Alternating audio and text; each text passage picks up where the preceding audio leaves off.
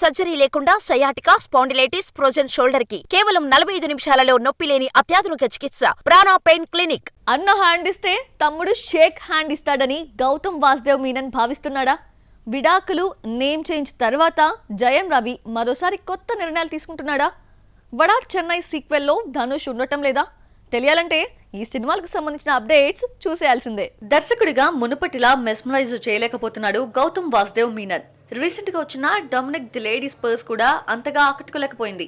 ఇక ఎప్పుడు కంప్లీట్ అయిన ధృవ నక్షత్రం ఎప్పుడు రిలీజ్ అవుతుందో ఆయనకే తెలియదు.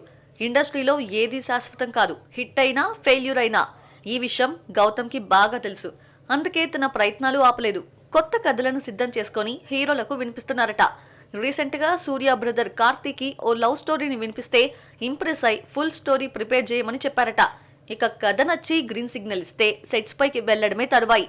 మరి ధృవ నక్షత్రం విషయంలో గౌతమ్ కి సూర్య హ్యాండ్ ఇస్తే ఇప్పుడు కార్తీ షేక్ హ్యాండ్ ఇస్తాడా? సినిమాలతో కన్నా విడాకులు, నేమ్ చేంజ్ తో వార్తల్లో నిలిచిన జయం రవి అలియాస్ రవి మోహన్ ఇప్పుడు తనలోని టాలెంట్ బయట పెట్టబోతున్నారట. త్వరలో మెగాఫోన్ పట్టుకొని యాక్షన్ కట్ చెప్పబోతున్నారని ఆయన సినీ ఫ్రెండ్ కమేడియన్ యోగి బాబు ఓ ఇంటర్వ్యూలో లీక్ చేశారు. కామెడీ ఎంటర్టైనర్ గా ఉండబోతోందని టాక్. చేతిలో ఉన్న ప్రాజెక్టులు కంప్లీట్ అయ్యాక డైరెక్షన్ డిపార్ట్మెంట్ కి షిఫ్ట్ కాబోతున్నారు రవిమోహన్.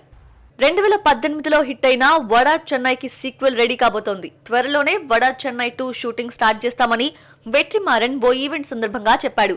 ఇలా మ్యాటర్ వచ్చిందో లేదో అలా రూమర్స్ మాత్రం వేగంగా పుట్టుకొచ్చాయి. ఈ ప్రాజెక్ట్ నుండి ధనుష్ ను తప్పించి good night, love of fame, Manikandan ని రీప్లేస్ చేయబోతున్నారని టాక్. మరి వెట్రిమారన్ క్లారిటీ ఇస్తారో లేదో చూడాలి.